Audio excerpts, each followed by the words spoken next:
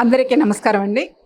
ముందుగా గురువార్యులు బ్రహ్మర్షి పితామహ పత్రిజీకి ఆత్మ ప్రణామాలు, అలాగే స్వర్ణమాల అమ్మకు నమస్కారములు. సో ఈరోజు ఒక అద్భుతమైన ఒక ఆశ్రమ వాటికను స్థాపించుకున్నాం. ఈ ఆశ్రమ వాటిక సృష్టికర్తలు కృష్ణారావు గారు, లక్ష్మీ రంగరాణి గారు. వారిద్దరూ ఈ యొక్క స్థాపకులు అనమాట. ఈ పిరమిడ్ కట్టడానికి ఆయన యొక్క సంకల్పం ఎంత గట్టిదంటే, హృదయంలో అంటే ప్రతి పని చేయడానికి ఒక చిత్తశుద్ధి కావాలి. ఆ చిత్తశుద్ధి, ఆయన కల్మషం లేని మనిషి. ఆయన కృష్ణారావు గారు ఒక కల్మషం లేని మనిషి, ఒక నిజంగా చెప్పాలంటే కర్మయోగి. ఆయన ఎప్పుడూ ఒక్క క్షణం కూడా విశ్రాంతిగా ఉండరు. విశ్రాంతిగా ఉండే పనే లేదు. ఎంతసేపు పని చేసుకుంటూనే ఉంటారు, లేదంటే ధ్యానం చేస్తారు, లేదంటే ఆయన పేరుకు తగ్గట్టు భగవద్గీత ఇష్టం అని చెప్పారు కదా ఇందాక. ఆయన భగవద్గీతలో ప్రతిరోజు ఒక శ్లోకాన్ని అందిస్తూ ఉంటారండి మన వాట్సాప్ మెసేజ్ ద్వారా. ఆయన రైటింగ్ ఎంత బాగుంటుందో తెలుసా అండి? ముత్యాల్లా ఉంటాయి. ఆయన చేతులు ఎలా వణుకుతాయో తెలుసా అండి? ఇలా వణికిపోతూ ఉంటాయి. కానీ ఆ వణుకుతున్న చేతులతో ముత్యాల్లా ఆ కృష్ణ భగవద్గీత ఒక్కొక్క శ్లోకాన్ని అందిస్తూ ఉంటారు. అది ఆయన గ్రేట్నెస్. సో మరి ఇంతటి చక్కటి ఈ ఆశ్రమాన్ని స్థాపించారు వాళ్ళు. మనం కూడా అలా ఆశ్రమవాసులు ఎప్పుడు అవుదామండి? మనదంతా కాంక్రీట్ జంగిల్ కదా మన జీవితాలన్నీ కదా. ఇప్పుడు రమాదేవి ఎంతో తన వేదన వెళగెక్కింది. ఇప్పుడు పాపం గ్రామాల్లోకి వెళ్ళి తను పొందే అనుభవాలేంటో కళ్ళారా చూసి రమాదేవి చెప్పింది కదా, మాట్లాడారు కదా. మరి నిజంగానే వాస్తవంగా అది చాలా సత్యము. కానీ అంత మనం బాధపడాల్సిన అవసరం లేదమ్మా. ఇక రాబోయే కాలం అంతా కూడా అలాంటి వాళ్ళే వస్తారు. అలాగే చక్కగా వ్యవసాయం చేసే పిల్లలే వస్తారు ఇక నుంచి.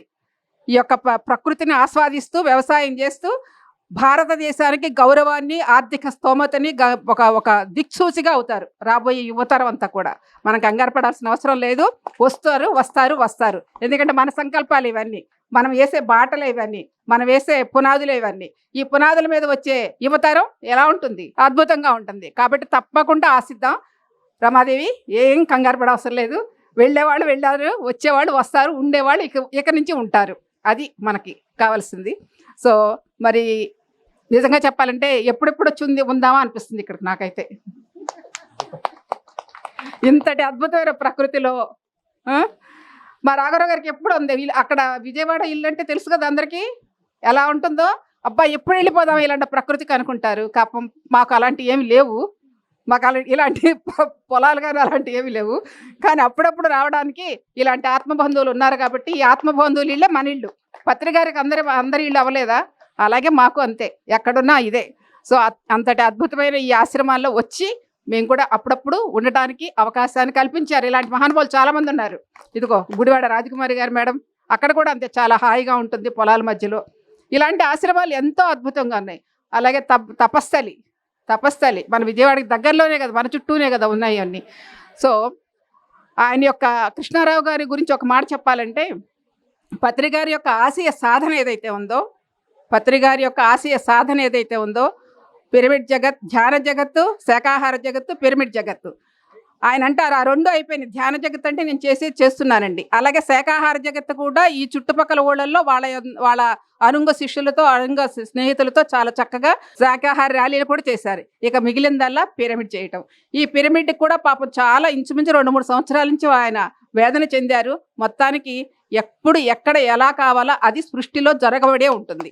ఆ జరగబడేది ఏంటంటే మన ఆ తాపత్రయాలు మన మనసు పెడతాం కాబట్టి, మనం అనుకున్నది ఇలా చేయాలనుకుంటున్నాం కాబట్టి అది దాన్ని చేయలేం. కానీ సృష్టిలో అంత నిర్ణయం జరిగి ఉంటుంది. ఆ నిర్ణయం ప్రకారమే తన స్థలంలోనే, తన పొలంలోనే, తన యొక్క చేతులతో ఎంతో అద్భుతంగా కట్టారు. ఇది మరి ఆ ఆశయ సాధన అంటే, పత్రికారి యొక్క ఆశయ సాధన అంటే ఎలా ఉందంటే, ఆయన అంటూ ఉంటారు ఇప్పుడు కూడా ఇలా చెయ్యాలి ఉందండి. ఎంతో తపన పడేవారు ఈ పిరమిడ్ రావడానికి. నిజంగానే ఇందాక రాధిక చెప్పినట్టు చాలా అడ్డంకులు కూడా ఫేస్ చేశారు. ఆయన ఫేస్ చేస్తూనే ఎక్కడ ఆధారపడకుండా నిలబడి చక్కగా సంపూర్ణంగా పూర్తి చేశారు. మరి ఇంతటి అద్భుతమైన ఆ చైతన్యం ఎక్కడి నుంచి వచ్చిందండి? మన గురువర్యుల బ్రహ్మర్షి పితామహ పత్రిజీ ప్రతి ఒక్కరిలో చైతన్య స్వరూపుడై అందరితో ఇలాంటి పనులు చేస్తూ ఉన్నారు.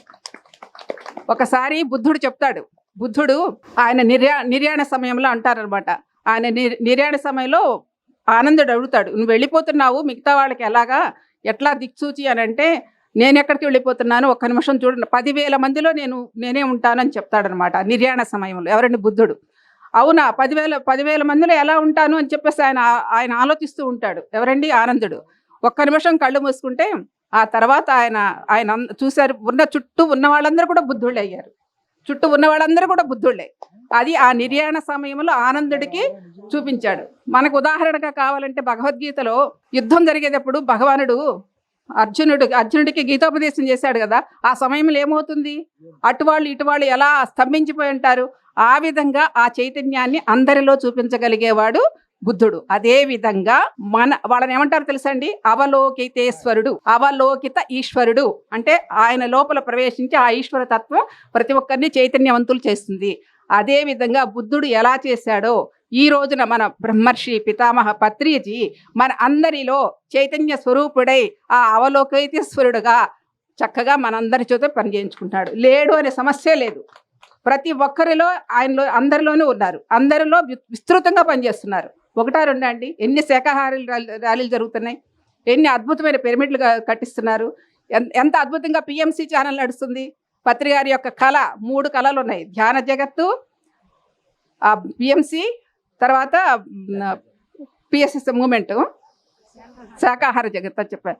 సో ఈ 3 ఆయన కళ్ళు అనమాట, త్రినేత్రాలు. మరి వీటన్నిటికీ మూలం పిఎస్ఎస్ఎం మూలమైతే అదొక మాను. ఆ మాను నుంచి ఇలాంటి అన్ని శాఖలన్నీ వచ్చి ఆ శాఖలు అత్యంత అద్భుతమైనది పిఎంసి. మరి ఈ రోజున ఆ పిఎంసి లేకపోతే మనం ఉన్నామండి. పిఎంసి ద్వారా ఊరు మూల మూల ఇందాక తెలియలేదంటుంది రమాదేవి గారు, వస్తాయి అన్ని చోట్ల. కేబుల్ ఎక్కడుందో అక్కడికి మనం తెలియచేయటమే మన పని. ఇప్పుడు ఎవరికి ధ్యానం చెప్పాల్సిన అవసరం లేదు. పిఎంసి ఛానల్ చూడండి అంటే చాలు, చక్కగా పిఎంసి ఛానల్ చూస్తున్నారు. మనం నోటుతో చెప్పకుండానే ఛానల్ ద్వారా అనేకమైన అద్భుతమైన విషయాలు చక్కగా తెలుసుకుంటున్నారు. మూల గ్రామాల్లో, మూల ఉన్న గ్రామాల్లో. మరి ఇది ధ్యాన గ్రామీణం. పత్రికారు ఎప్పుడో చెప్పారు. ఎప్పుడు చేస్తామంటే చూడండి, పిఎంసి ఛానల్ ద్వారా ఇంత అద్భుతమైన ప్రపంచాన్ని, ధ్యాన ప్రపంచాన్ని అందిస్తున్నారు. ఆయన లేకుండానే శరీరం లేదన్న సమస్య లేదు. ప్రతి ఒక్కరిలో చైతన్య స్వరూపుడే అందరిలో ఉండి ఆ పని విస్తృతంగా చేయిస్తూనే ఉన్నారు. ఎవరికైనా ఫీలింగ్ ఉందండి సార్ లేరని? అస్సలు ఎవరికి ఏ మొహం ఎక్కడ ఎవరికి లేదు. అంతటి అద్భుతమైన చైతన్యం మనలోనే ఉంది. ఆ రోజున బుద్ధుడు ఆనందుడికి ఎలా ఇచ్చాడో ఈ రోజున పత్రి మహారాజ్ మనందరిలో చైతన్య స్వరూపుడై ఉండి మనందరినీ నడిపిస్తూ ఉన్నాడు. మరి ఇంత అద్భుతమైన ఈ యొక్క కార్యక్రమాలను ఇలా చేస్తూ మరి కృష్ణారావు గారు ఎంత అద్భుతమైన కార్యక్రమాన్ని చూస్తూ ఉంటే ఎలా అనిపిస్తుందండి. నేను ఒక 20 నెల రోజుల క్రితం వచ్చాను ఒకసారి ఇక్కడికి. అక్కడి నుంచి చూస్తూ ఉంటేనే ఇదో ఎంత అద్భుతంగా ఉందంటే ఒక ఆశ్రమము, ఒక కళ్యాణకరం. అంటే చూస్తూ ఉంటేనే ఒక కళకళలాడిపోతుంది ఇది, అవునా కదా? ఎంత కళకళలాడుతుందో ఇంతటి ప్రశాంతమైన వాతావరణంలో, ఇంతటి చక్కటి పొలాల మధ్య ఎలాంటి పొల్యూషన్ లేని అద్భుతమైన ఈ ప్రదేశంలో ఇలా కట్టడం అనేది చాలా అద్భుతమైన విషయం.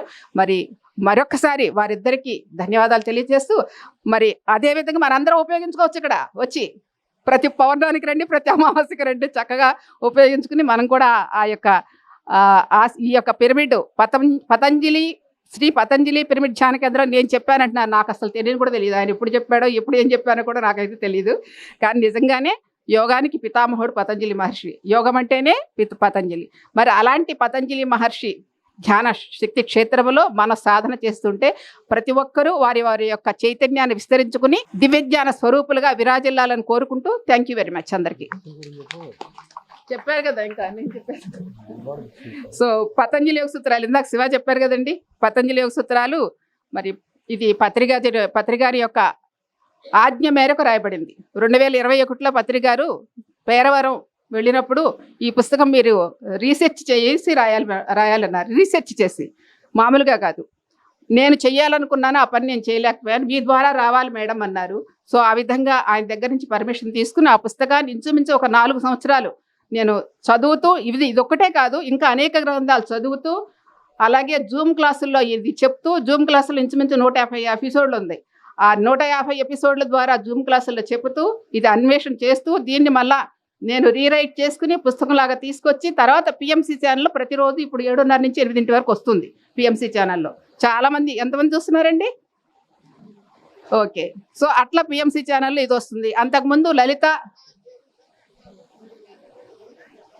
ఏంటమ్మా